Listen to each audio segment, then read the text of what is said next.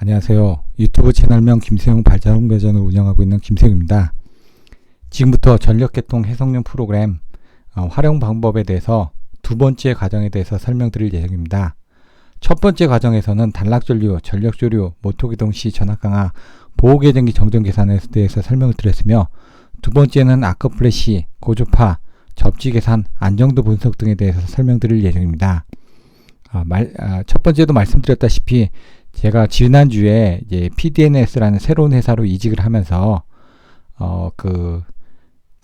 프로젝트 매니지먼트, 그 다음에 전력계통 분석, 그 다음 보호계정기 기술 지원과 같은 업무를 하게 됐습니다. 그래서 전력계통 분석 부분에 대해서 정리를 할 필요가 있어서 간단하게 만들게 됐습니다. 그래서 아크플래시나 안정도 분석은 조금 내용이 좀 정리가 되어 있고요. 고조파 계산이나 접지 계산 등은 기존에 발표된 자료가 있기 때문에 그냥 링크들만 소개해 드릴 예정입니다. IEEE 1584 아크플래시 위험 해석 수행 절차입니다. 아까 말씀드렸던 것처럼 전력계통 해석을 통해서 하는 부분과 아크플래시 위험 해석을 하는 부분들이 있습니다. 보시면 전력계통 자료조사를 통해서 운전묘도를 결정하고 단락전류를 고려한 다음에 도체 간격이라든가 거리계수 같은 걸 고려해 가지고 아크 고장 전류를 계산합니다. 아크 플래시 바운더리하고 그 다음에 아크 에너지, 인시던트 에너지 부분에 대한 걸 가지고 이제 PP 등급을 선정하게끔 되어 있습니다. 근데 이제 그때 이제 보호계정기 동작 특성에 따라서 크리티컬 클리어링 타임에 따라서 아크 지속 시간이 결정이 되다 보니까 아크의 고장 전류가 보호계정기 동작 특성에 따라서 틀려지게 된다는 얘기입니다. 그래서 이게 가장 큰 부분입니다. 이거에 따라서 에너지가 차이가 나기 때문에, 그리고 이제 작업거리 같은 경우는 일반적으로 워킹 디스턴스 같은 경우는 IEEE나 안시 규격에 따라서 정해져 있는 부분이기 때문에 그냥 사용하시면 되고요. 정규 에너지를 이용을 해서 PP 등급을 계산하고 그거에 따라서 적정한 아크 플래시 라벨을 붙여가지고 작업하는데 지장이 없도록 안내를 하고 있습니다.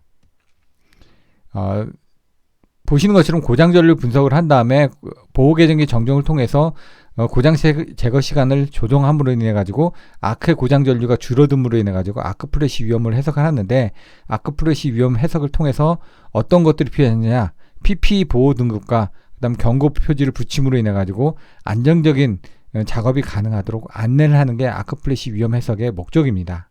그래서 PP 보호 등급을 검토해서 PP0부터 PP4까지인데 이제는 0등급은 이제 없어졌다는 얘기입니다.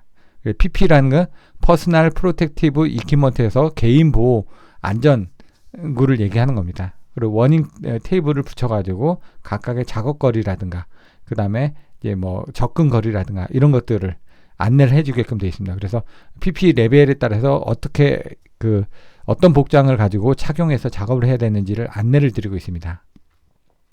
아크 지속 시간이 늘어날수록 사고 에너지가 커지기 때문에 말씀드렸던 것처럼 아크 에너지를 줄여주는 부분, 바로 보호계정기에서 이 아크의 열을 줄여주기 때문에 에너지를 줄여줌으로 인해 가지고 사고에 대한 지속 시간에 따른 부분이 에너지하고 관련되어 있다는 걸 보실 수가 있습니다.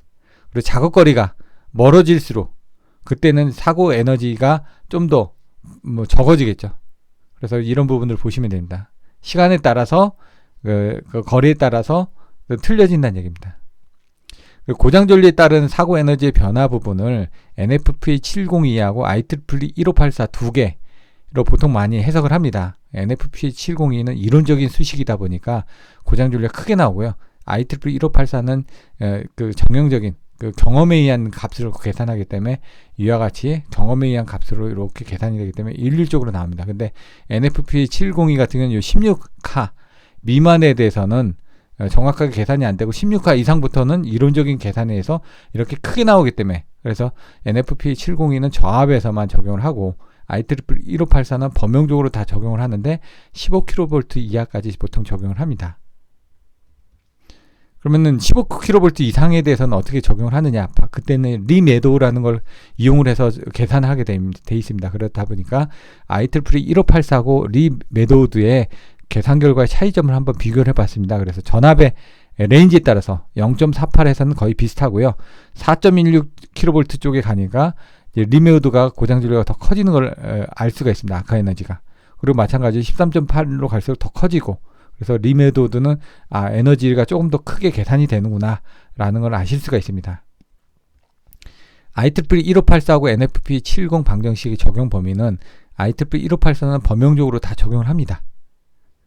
근데 NFP에는 이제 저압적으로만 적용을 하고, 여기 보신 16kV, 16하 이하에 대해서는 적용을 안 한다라고 설명이 드렸죠. 그리고 보시면 전기 설비 유형에 보시면 IEEE 1584는 웬만한 부분에 다 적용이 됩니다. 근데 NFP에는 적용되는 게 한계가 되어 있습니다. 그래서 NFP 70에서 노출 상태나 외암 상태에서 고장 전류를 계산하는 수식이 나와 있습니다. IEEE 1584는 아크 고장 전류 계산을 전압에 따라서 1kV 이하인 경우하고 1kV 이상인 경우 사고 에너지 계산하는 방식들이 틀려집니다. 리메도는 똑같이 15kV 이상의 특허 계통에서도 적용될 수가 있습니다. 그때는 이와 같은 수식에 의해서 적용이 된다고 나와 있습니다. 그럼 아크 플래시 접근 보호 경계인데 NFP 702에서 나와서 ALRPE 아크 플래시 돼 있고 AL 리미티드, R 레스트릭티드 해가지고 리미티드, 레스트릭티드 이렇게 해가지고 내용들이 나와 있습니다. 그거에 대한 것들을 이제 크게 세 가지로 한글로 정리를 해봤습니다.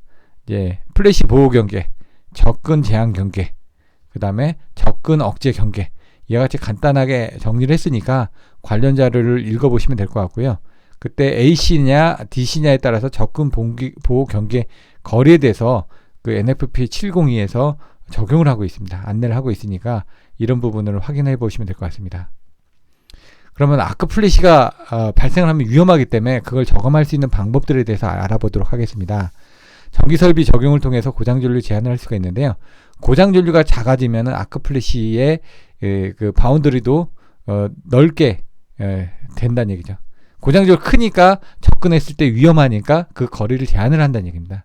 그 인시던트 에너지, 폭발 에너지, 아크 힘이 사고 전류의 크기가 시간에 따라서 틀려지기 때문에 그 시간을 줄여주기 위해서 이런 한류기를 이용하면 빠른 시간 내에 고장 전류를 피크도 줄여주고 시간도 줄여지기 때문에 지금 여기 고속 투입에 따라서 지금 그 에너지를 줄여줄 수 있다는 얘기입니다. 아크 지속 시간 감소를 하기 위해서 87 계정기 같은 건 빨리 동작을 하거든요. 순시로서. 그래서 지금 아크 플래시를 저감할 수 있다는 얘기입니다. 존 셀렉티브 인터러킹에 대해서 잘 모르시는데 이거는 지연 요소를 발생하는 겁니다. 그래서 순시 이상의 전류에서는 상위 차단계 동작 시간을 지연을 시키는 겁니다. 그래가지고 먼저 밑에서부터 존 1, 존 2, 존 3가 있으면 존 3 계정기가 동작할 때는 존 2나 존 1은 조금 더 지연돼서 동작할 수 있게끔 링크를 각각의 하드와이어를 연결해가지고 적용을 하는 겁니다. 그래서 얘 같은 경우는 자동으로 이루어지기 때문에 저희가 별도로 선정할 필요는 없고 하드와이어로 연결되기 때문에. 근데 단지 아크 고장 전류가 이 값보다는 높게 있어야지 빨리 떨어뜨려 줄 수가 있기 때문에 사고 에너지를 줄여줄 수가 있기 때문에 이런 부분을 알고 계셔야지만 됩니다. 그러니까 사고 에너지보다 빨리 세팅을 해서 동작을 해줄 수 있게끔 세팅이 되어 있어야지만 사고 에너지가 파급되기 전에 먼저 밑에서부터 차단해 나갈 수 있다는 얘기입니다. 그래서 존 1, 존 2, 존 3가 있었을 때 사고 지점이 나게 되면은 존 3만 동작하고 존 2, 존 1은 조금 더 지연이 되게끔 얘가 검질하게 되면 1번, 2번, 3번이 다 검질하겠죠. 전류나 이런 것들. 근데 이제 전류만 검질을 하는 게 아니라 사실은 판넬이 떨어져 있다 보니까 여기서는 아크 에너지를 빛으로도 검질하게 돼 있다 보니까 빛으로 검질한 이 부분부터 먼저 동작하고 얘가 검질했으면은 얘는 지연 시간을 이쪽으로 보내주게 됩니다. 하드와이어로. 그래서 떨어지지 말고 잠깐 기다려 하고 얘가 먼저 떨어지니까 얘는 기다리는 동안에 얘가 아크가 해소가 됐으니까 얘는 동작을 안 하겠죠. 이런 식으로 선택 차단을 하기 위해서 존 셀렉티브 인터러킹을 사용하게 됩니다. 그리고 유지보수 스위치를 이용해 가지고 그 순시에 빨리 동작할 수 있게끔 하는 겁니다. ACB 같은 메인 판넬 같은 경우는 보통 순시를 세팅 안 하는 경우도 있습니다. 그런 경우 이제 하단에 MCCB 후타 측에서 사고가 났을 경우 ACB는 늦게 동작하니까 그 아크 에너지가 커져 버립니다. 그러면 아크 에너지가 크다 보니까 작업할 때 위험하기 때문에 메인터넌스 스위치를 달아가지고 작업자가 작업할 때는 메인터넌스 스위치를 킵니다. 그러면은 순시가 자동적으로 들어가다 보니까 이와 같이 보호기의 동작 시간을 간축해서 사고 에너지를 경감시키는 장비들이 있습니다. 여러 가지 장비들이 사용되고 있습니다. 그래서 요건 슈나이더 쪽인데 슈나이더 쪽에서는 얼터네이트 메인터넌스 세팅 스위치 해가지고 판넬 앞에 스위치가 있습니다. 그래서 이거를 메인터넌스를 오픈할 때는 그냥 평상시대로 순시가 안 걸려 있고 이걸 ON을 하는 순간 이렇게 순시가 걸리게 되어 있고요. 각각에 관련된 자료들이 여기 보시면 자세하게 설명되어 있습니다. 요건 또 ERMS라고 또 다르게 나와 있는 겁니다. 그래서 메인터넌스 스위치 스킴이 이와 같이 이제 스킴 안에 요 외부에서 Z 단자를 통해서 별도의 소스를 받아서 차단기를 트립시키는 경우도 있고요. 아니면 직접적으로 이제 그 아까 보셨던 어떤 스위치를 이용하게 되면 그 스위치의 보조 스위치를 보조 접점을 이용하죠. 바로 이 트립이 되도록 이렇게 하는 그런 구성이 있을 수도 있습니다. 그리고 한류 퓨즈형에 의해서 이와 같이 이브넷 사이클도 되기 전에 한류형으로 잘라줌으로 인해 가지고 아크 에너지를 줄여주는 방법들이 있겠죠. 근데 이런 것들은 한류 퓨전 같은 건 끊어져 버리니까 다시 이제 교체를 해야 되는 단점이 있었습니다. 아크 프로텍션 시스템이 어떻게 구성이 되느냐 간단하게 설명을 해놨습니다. 그래서 아크 광센서나 전류를 통해서 이런 것들을 아크 보호 계정기가 두 가지를 다 같이 받는다는 얘기죠. 왜냐하면 그 판넬 문을 열게 되면 빛이 또 생길 거 아닙니까? 그래서 그런 것들에는 조도 변화에 대해서는 문이 열릴 경우에 조도 변화에 동작하지 않도록 세팅도 하고, 그 다음에 CT하고 동시 신호가 발생했을 때 아크만 나오는 게 아니라 사고 전류도 흘렀을 때 아크 보호 계정기가 동작해서 아크 광센서를 통해서 이제 아크 제거기를 통해서 아크를 빨리 흡수를 해서 제거를 해주게끔 시스템을 꾸밉니다. 그래서 보시는 것처럼 판넬이 여러 가지가 있는데 이 중에 사고가 났습니다. 사고 났으면 이 사고 날 때 순간적으로 빛이 발생하니까 그 빛을 검질하고 사고 전류가 흐르면은 사고 전류를 검질해 가지고 둘 다 온이 되면은 엔드 조건이 됐을 때는 트립이 나가라 이렇게 구성을 한다는 얘기입니다. 요같이 단선들을 보시면 판넬에 아크 광센서들이 달려 있는데 사고 나면은 이 전류 변성기에서 전류도 검질하고 아크 광센서에서 아크도 검질해가지고 아크 보호 시스템이 요 아크 제어기 쪽으로 시그널을 보내준다는 얘기입니다. 그게 여기 보시는 것처럼 여기 광센서들이 이렇게 판넬의 상부 하부에 달려있고 이건 전송장치입니다. 그냥 통신장치가 몇 개씩 모두를 연결해가지고 보호 계정기 쪽으로 주게 되면 보호 계정기 쪽에서 필요한 부분은 이렇게 아크 제거기가 판넬의 옆에 한 면씩 달리게끔 되어 있습니다. 그래서 뭐 한 개 열에 하나씩 자라가지고 그 모선에 아크를 흡수할 수 있게끔 이렇게 구성을 하고 있습니다. 보호 계정기 정정을 통해서 사고 에너지를 저감할 수 있다고 되어 있는데요. 한뱅크 단독 운전 전에는 폴트 타임이 0.42초였습니다. 그래서 인시던트 에너지가 40으로 해가지고 이 뭐 바운더리는 조금 더 길어지고 워킹 디스턴스도 이렇게 제한이 되는데 PP 레벨을 초과를 한 겁니다. 그래서 OCR을 이용해서 시간을 약간 조정을 했습니다. 조정을 했더니 인시던트 에너지가 좀 더 줄어들었죠. 에너지가 줄어들으니까 바운더리는 줄어들었는데 워킹 디스턴스는 판넬에 별로 딱 정해져 있습니다. 전압별로 일격거리가. 그렇기 때문에 얘는 일정하고 PP 보호 등급이 떨어졌다는 얘기입니다. 근데 클리어링 타임을 줄여주니까 그때는 인시던트 에너지가 더 많이 줄어들었겠죠. 그러니까 바운더리도 줄어들고 그 다음에 레벨도 줄어들었다는 얘기입니다. 그래서 이와 같이 보호 계정의 동작 시간을 조정을 해서 인시던트 에너지의 크기를 줄여준 이게 가장 효과가 크다라는 걸 여러분들이 아실 수가 있습니다. 아크 리미팅 데이터입니다. 보시는 것처럼 0.92초를 0.4초로 변경했습니다. 그랬더니 43 칼로리가 28 칼로리로 줄어들었고, 그랬더니 바운더리가 200에서 153으로 줄어들면서 아크 PP 레벨이 데인저러스에서 4로 줄었다는 얘기입니다. 그러면 워킹 디스턴스는 아크 바운더리는 동일합니다. 워킹 디스턴스는 단지 여기 보시는 것처럼 인시던트 에너지가 줄어들게 되면 시간이 약간 줄어들면서 인시던트 에너지가 줄어들게 되면 10에서 3으로 줄어드니까 PP 등급이 3에서 1등급으로 줄어들었죠. 이런 걸 보실 수 있다는 얘기입니다. 그럼 메인스 페일리어 이거는 뭡니까? 메인의 세팅 값이 있어가지고 여기 보시는 것처럼 0.74초에 인시던트 에너지의 아크 PP 레벨이 4등급이었는데 메인이 동작을 하지 않았습니다. 그러다 보니까 시간이 1.5초에 동작했다는 얘기죠. 그러다 보니까 아크 에너지는 커졌고 그 다음에 바운더리는 더 작업할 수 있는 반경은 더 커졌다는 얘기죠. 제한하는 반경은. 그러다 보니까 위험하다는 얘기입니다. 리디스드 메인 브레이커 세팅은 세팅값을 줄였다는 얘기입니다. 아까처럼 A10의 세팅값을 0.5초로 되어 있던 거를 0.3초로 줄였으니까 이와 같이 0.7초에서 0.3초로 줄어들면서 아크 에너지가 38에서 19로 줄어들고, 그러면은 아크 바운드리도 감소를 하면서 PP 등급도 4등급에서 3등급으로 줄었다는 얘기입니다. 그래서 이 탭에서는 이와 같이 레이팅에 대한 것들을 안시냐 아이시냐 거기에 따라서 스위치 기어냐 뭐냐에 따라서 이 값들을 집어넣게끔 되어 있고요.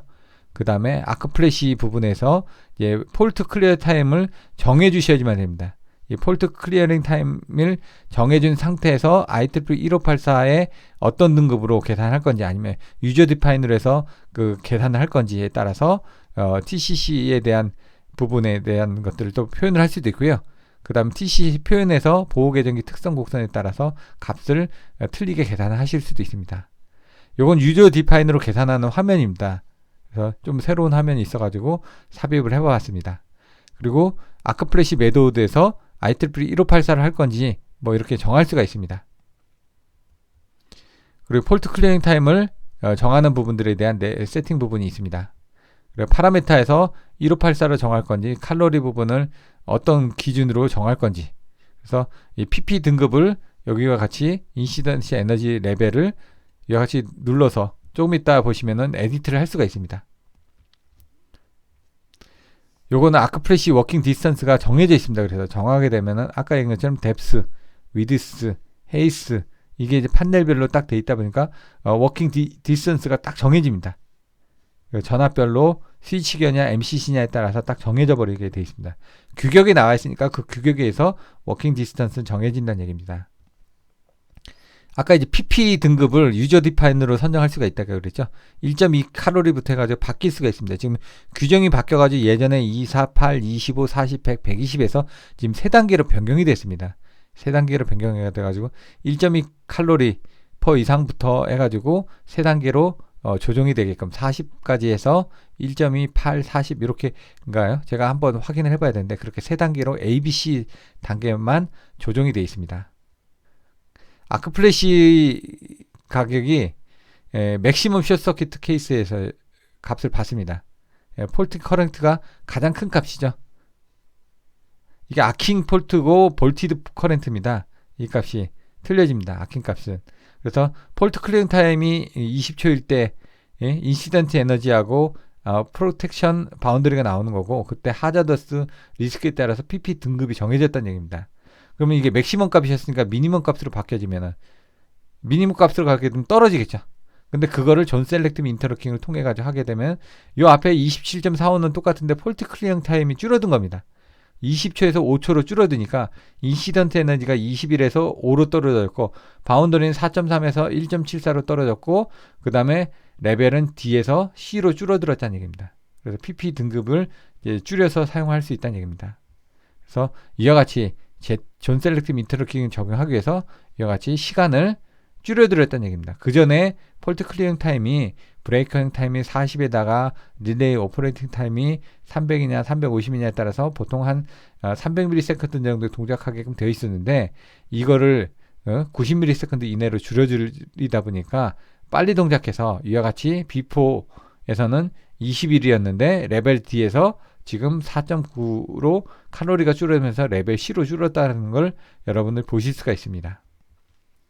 그래서 요게 이제 맥시멈 값에서 요 값을 확대한 겁니다. 아크 플래시 바운더리하고 인시던트 에너지하고 아킹 폴트 부분이 나와 있습니다. 아킹 폴트가 27.4인데 보시면은 요게 워킹 디스턴스 거리에서 지금 보시면 21.311의 인시던트 에너지가 나왔다는 얘기입니다. 그래서 그로 인해서 아크 플래시 바운더리가 이만큼이라는 얘기입니다. 근데 여기는 보니까 아킹 폴트 커런트는 큰 차이가 없습니다. 약간 차이는 줄었겠죠. 워킹 디스턴스에 따라서 이렇게 인시던트 에너지가 감소가 됐으니까 아크 플래시 바운더리가 줄어들었으니까 레벨 C 등급으로도 가능하다는 얘기입니다. 그래서 시간 이제 워킹 디스턴스는 변하는 게 아닙니다. 판넬에 따라서 딱 정해져 있는 거고 아킹 폴트가 줄어듦으로 인해 가지고 시간이 줄어드니까 그 인시던트 에너지가 결국은 줄어든다는 얘기입니다. 아킹 폴트를 빨리 끊어지면 이와 같이 올라가기 전에 빨리 끊어지니까 결국은 에너지입니다.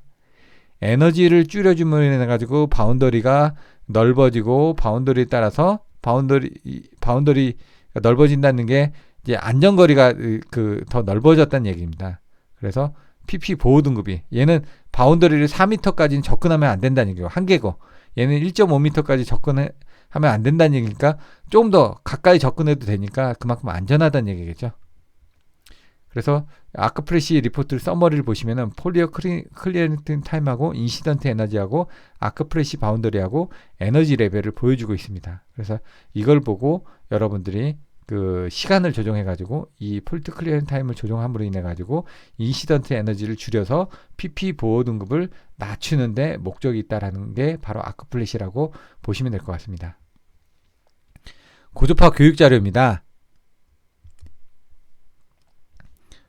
고주파 교육 자료는 2016년도에 이탭 그 유저그룹 미팅에서 발표했던 자료로서요. 페이지는 한 76페이지고 시간은 한 56분 정도 되어 있습니다. 그래서 별도로 설명드리지 않고 해당 링크를 통해서 고주파 부분에 대해서 살펴보시면 될 것 같습니다. 접지도 마찬가지로 이제 그 SK 파워툴즈의 그라운드 매트를 설명해 놓은 자료입니다. 그래서 해당 링크를 참조를 하시기 바랍니다. IEEE 스탠다드 80 접지 교육 자료인데 요거는 이탭하고 시덱스하고 비교해 놓은 자료입니다. 그래서 수작업으로 그 DS6210에 따라서 IEEE 스탠다드 80 변전소 접지 설계를 어떻게 하는지 좀 더 자세하게 설명이 되어 있습니다. 안정도 부분입니다. 안정도 부분은 많이 어렵습니다. 그래서 지금 제가 얘기를 하면은 초등학교, 그 다음에 중학교, 그 다음에 고등학교, 대학교, 석사, 박사가 있다. 그럼 안정도는 박사급이라고 보시면 됩니다. 보호계정기 정도를 보면은 제가 보면 약간 석사 정도 개념으로 들어갈 수도 있습니다. 왜냐하면 보호계정기를 하려면 개통을 알아야 되고 설비를 알아야 되고 그 다음에 그 설비에 대한 특성에 따라서 보호협조 부분도 알아야 되기 때문에 석사급 정도라고 보시는 거고요.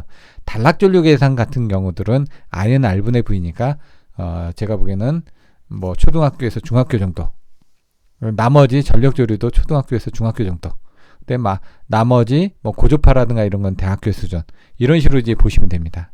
안정도는 파워 시스템 스테빌리티라고 얘기는 하는데 IEEE 시글에서 정의를 하고 있습니다. 그래서 트랜지언트 스테빌리티를 저희가 보통 과도 안정도 부분을 저희가 구성을 합니다. 결국 로터 앵글 스테빌리티니까 위상각 안정도만 검토를 한다는 얘기입니다. 주파수 안정도, 전압 안정도 등도 있습니다. 그래서 보시면 안정도는 위상각 안정도하고 전압 안정도로 나눠져 있는데 저희는 과도 안정도 부분만 보기를 하고 있고요. 그 다음에 이론적으로는 뭐 미섭 신호 안정도라든가 이런 부분들을 별도로 또 검토를 하고 있습니다. 그래서 안정도 부분에 대해서는 위상각 안정도, 전압 안정도로 나눠져 있고 이와 같이 모두에 따라서 계산하는 부분들이 많은데 저희는 보통 과도 안정도 부분만 본다라고 보시면 될 것 같습니다.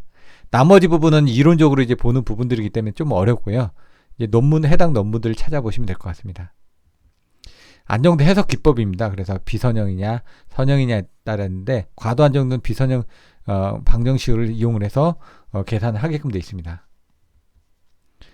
이제 발전기가 어려운 게 이제 어떤 설비를 이제 그 전력 전달 함수로서 구성을 해가지고 좀 계산을 해야 되기 때문에 모델링을 하기가 어렵습니다. 그래서 모델링 자체가 되어 있는 걸 갖다 그냥 쓰시는 경우는 어렵지는 않은데 모델링이 안 되어 있는 걸 유저 디파인을 해가지고 거기에 필요한 팩타들을 조정을 하는 이런 부분들이 어렵습니다. 그래서 예전에 저 같은 경우는 97년도에 이제 그 석사 과정을 해가지고 99년도 2월 달에 5kW 축약 발전기를 대상으로 한 PSS 파라미터 정정에 관한 연구로 석사학위를 받았습니다.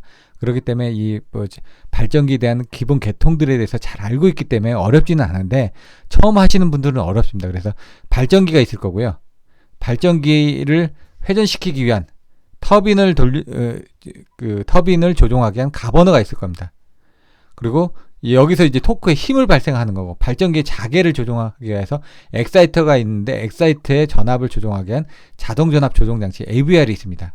그래서 AVR에서 전압전류를 받아서 엑사이트 자화전류를 계좌전류를 조종을 해가지고 발전기의 전압을 조종해가지고 발전기 출력을 제어하도록 되어 있습니다. 회전수에서 뭐 댐핑 개수라든가 어떤 그런 그 관성 개수에 의해서 이 그 발전기의 그 회전수를 통해서 전력을 또 조정할 수가 있다는 얘기입니다. 그래서 여기에는 이제 PSS 제가 이 부분을 배웠었는데 PSS 전력 안정화 장치를 통해서 전압 조정 장치를 조정을 해가지고 전력 계통의 안정도를 조정하도록 돼 있는데요. 지금은 이제 그 50메가와트 이상의 발전기에는 의무적으로 설치를 하도록 돼 있고요. 그다음 정기적으로 점검을 하도록 돼 있기 때문에 AVR의 스텝 시험이라든가 뭐 안정도 안정화 장치에 대한 시험 방법들, 그다음에 여러 가지 부분들이 별도로 이제 전력거래소에서 수행을 하고 있습니다. 그래서 전력거래소에 발전기 등록을 할 때 이와 같은 발전기 특성 시험을 해서 제출을 하도록 돼 있는데, 뭐 예전에는 전력연구원이라든가 한국전기연구원에서 했다면 지금 1등급, 2등급, 3등급에 대한 협력업체들이 선정이 돼서 주기적으로 시험을 하고 있습니다. 뭐 시간이 되면은 그런 부분에 대한 시험 방법들, AVR 스텝 시험을 어떻게 하고 그거에 대한 원리가 뭔지 이런 것들도 정리해서 추후에 발표해 보도록 하겠습니다. 뭐 젠로우 원통형 전기 자기적 모델인데요. 이와 같이 D축, Q축으로 되어 있습니다. 발전기가 이제 삼상이다 보니까 120도 위상차를 가지고 계속 회전을 합니다. 회전 자계를 회전하는 걸 해석을 하려다 보니까 해석하기 위해서 가상의 D축, 그러니까 X축이죠. 가상의 Q축, Y축으로 해가지고 그 해석을 하는 겁니다. 그렇게 파크 변환에 의한 뭐 D축, Q축으로 회선을 해가지고 해석하면 되기 때문에 이런 것들은 뭐 앤더슨 책이라든가 뭐 쿤두르 책에 보시면은 이런 내용들에 대한 내용들이 나와 있습니다. 그래서 D축 정수에 대한 부분들을 보는 거고요. 그 다음에 Q축 정수에 대한 부분들을 이와 같이 보게끔 되어 있습니다. 그래서 발전기의 그 파라메타 값을 보시면 이와 같은 값들이 다 나와 있고요. D축 정수하고 Q축 정수를 시험하는 방법들도 뭐 간단하게 설명은 되어 있는데 뭐 시간 관계상 그냥 생략하도록 하겠습니다. 그래서 정상 상태의 발전기 전압 위상도가 이렇게 된다면은 D축 정수 시의 발전기 전압 위상도는 이렇게 되고, Q축 정수 시험 시의 발전기 전압 위상도는 이와 같이 계산이 되게끔 되어 있습니다.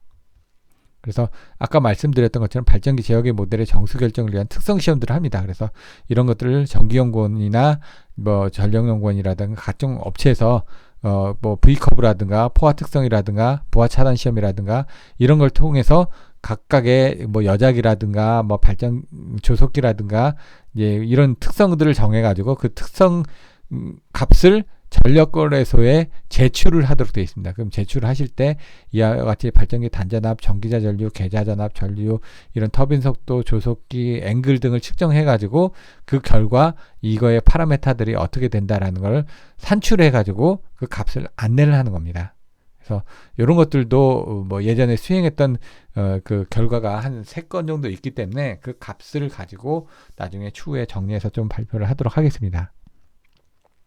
발전기 입력대입니다. 젠로우 모델인 경우 이와 같은 이제 파라메터들에 대해서 뭐 과도 시정수, 그 다음에 뭐 Q축, 여기 D축, Q축에 대한 시정수, 뭐 이너셔, 댐핑, 그 다음 차가도에 대한 부분, 과도, 동기, 단락비, 뭐 포화계수 이런 부분들이 나와 있습니다. 그러면 그 값을 이와 같이 이 탭에 그 데이터를 집어넣게끔 되어 있습니다. 티피컬 데이터를 집어넣으셔도 되고요. 조속기 터빈 모델이 이와 같이 되어 있습니다. 그래서 이게 이제 모델에 따라서 이 전달함수 부분이 다 틀립니다. 그래서 기존에 이제 그 모델이 되어 있는 것들은 이 탭에서나 SKM에서는 쓰기가 쉬운데, 만약 모델이 없다 그러면 유저 디파인드 모델로 예전에 만들었습니다. 그래서 예전에는 유저 디파인 모델을 막 그 별도의 돈을 주고 샀어야 되고요. 그 부분에 대한 그 모델을 못 만들 경우 이 탭 회사에다 돈을 주고 모델을 만들어 가지고 사용을 했던 사례도 있습니다. 근데 지금 유저 디파인 모델은 무료로 제공을 하다 보니까, 물론 이제 뭐 회사 제품에 따라서 돈을 주고 유저 디파인 모델을 사셔야 되는 경우도 있습니다. 그렇게 해서 이 모델링을 하시면 되기 때문에 이 모델링 자체를 구성하는 게 어렵다는 얘기입니다. 그리고 여기에 대한 파라미터 값에 따라서 출력되는 함수들이 틀려지기 때문에 이걸 적정한 값으로 조정하는 것들이 조금 어렵다는 얘기입니다. 그래서 조속기에 대한 데이터를 이와 같이 이 탭에서 각각의 타입에 따라서 드럼 모드인지 이스크로너스 모드인지에 따라서 이 부분들이 또 틀려지니까 그 값을 넣어주시면 됩니다. 여작인 모델도 이와 같이 되어 있습니다. 그래서 여작인 모델에 대한 파라메터를 이와 같이 이 탭에다 입력을 하시면은 시뮬레이션이 가능하고요.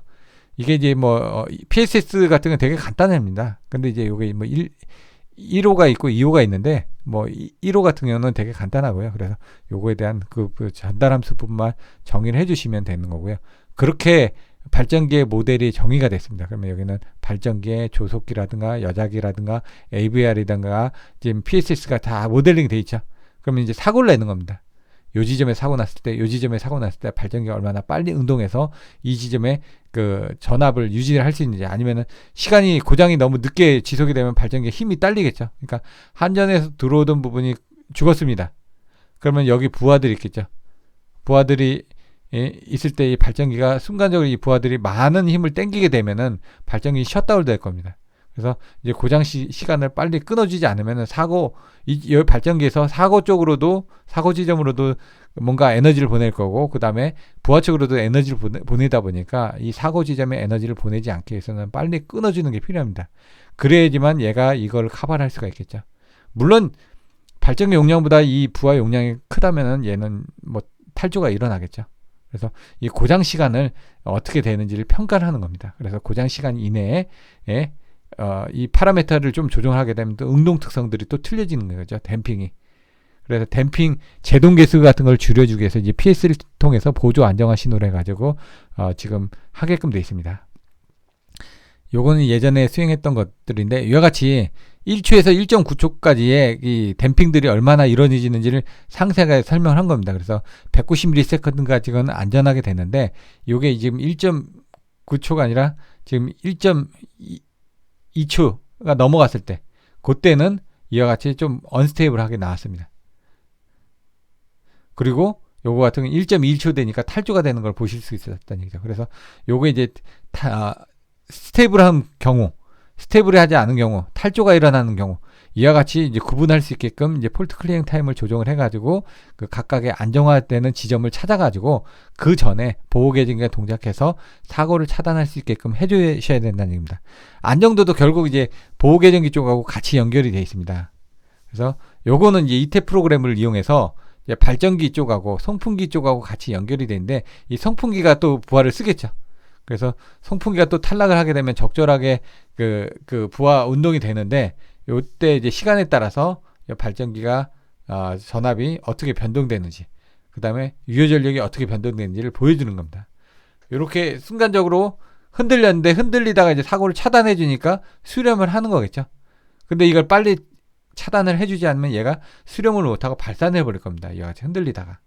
그래서 그거를 이제 유사 프로그램에서 또 동일한 케이스를 비교를 해봤더니, PSS 슬래시로 했더니 이와 같이 사고를 빨리 차단을 시켰더니 여기서 이렇게 가고 있다가 발전기에서 공급하는 거하고 부하 측에서 공급하는 게 같다가 순간적으로 사고가 나니까 송풍기 쪽은 이제 줄어들다가 발전기는 더 상응하는 그 부분으로 공급을 하겠죠. 공급을 하다가 송풍기 쪽은 이와 같이 안정하게 다시 유지를 하고, 발전기도 마찬가지로 위상차가 이제 틀려지지만 그렇게 갔고, 그걸 이제 다른 PS캐드 EMTDC로 모의를 해보니까 이와 같이 유사한 결과를 얻을 수 있다라는 자료입니다. 그래서 보시면은 안정도를 하는 게 개통 병입점 안정도 분석 검토를 통해서 상업운전 도중에 발생할 수 있는 개통의 외란에 대해서 발전기 안정 여부를 판단하고 손해보호 계정기 정정을 통해서 안정화를 도모하기 위해서 안정도 분석을 하는 겁니다. 그래서 단락고장 시에 0.2초를 모의를 했더니 여기에 있는 이런 특성들이 전부 다 이 맥스하고 민값 안에서 그 조정이 되도록 파라미터가 선정이 돼 있는 기기를 선정했더니 결과는 안정하게 나왔더라 라는 얘기입니다. 그래서 안정하지 않으면 이 파라미터를 조정을 해주시면 됩니다. 그러면 안정하게 나올 수 있는 파라미터를 조정하고 그것들을 입력을 해서 고장 시간을 제거하면은 이 설비를 안정하게 운영할 수 있다라는 어떤 안정화될 수 있는 포인트를 안내를 해줘서 검토를 하는 게 안정도 검토라고 생각하시면 될 것 같습니다. 그래서 이와 같이 여러 가지 스테이블하게 나오는 그 각도를, 아까 보셨던 것처럼 발전기 제어 정수기에 모델링을 한 다음에 그 값들이 변하는 걸 이와 같이 이렇게 흔들리다가 수렴을 해 나가겠죠. 그래서 고장 시간을 얼마 만에 제거를 해줘야지만 수렴이 되는지 여부를 판단하는 것들을 보시는 겁니다. 그때 모선에 여기서 지금 순간적으로 사고 났으니까 전압이 뚝 떨어졌죠. 그러고 나서 사고를 제거해 주니까 다시 전압이 복귀가 될 겁니다. 복귀가 되면서 그 짧은 시간 동안에 흔들렸다가 다시 수렴을 해서 다시 원하는 전압을 유지를 하더라. 앵글도 처음에 많이 흔들렸다가 다시 그 앵글도 동일하게 찾아가더라. 부하각만큼. 이렇게 되는 겁니다. 부하각에서 보통 저희가 이제 90도가 넘어가게 되면 이제 180도가 넘어가면 완전히 위상차가 반대로 되니까 이제 탈조가 이루어지는 거죠. 그래서 보통 이제 안정도 해석을 할 때는 0.6초라고 되어 있는데 0.6초는 너무 깁니다. 아주 짧은 시간 내에 보통 0.1초, 2초 이내에 차단을 해주시지 않으면은 부하각이 빨리 벌어져 가지고 탈조가 일어나 버리기 때문에 짧은 시간 내에 이런 것들을 해주시는 게 필요합니다. 지금까지 전력계통 해석용 프로그램을 이용해서 아크프레시, 그 다음에 고주파, 접지, 안정도 분석에 대해서 검토를 했었는데요. 이와 같이 이제 2단계 쪽에서는 내용이 많이 어렵습니다. 그래서 제가 간략하게 소개해 드린다고 했지만 그래도 아마 많이 어려우실 겁니다. 그래서 추후에 각각의 과정들에 대해서 단락전류 계산, 전력전류 계산, 그 다음에 모터기동 시 전압 강화, 보호계정기 정정, 이런 분야에 대해서 좀 상세하게 설명을 드릴 예정이고요. 그 다음에 기회가 되면 아크프레시 안정도 부분에 대해서도 상세하게 설명드리도록 하겠습니다. 지금까지 수업을 들어주셔서 감사합니다.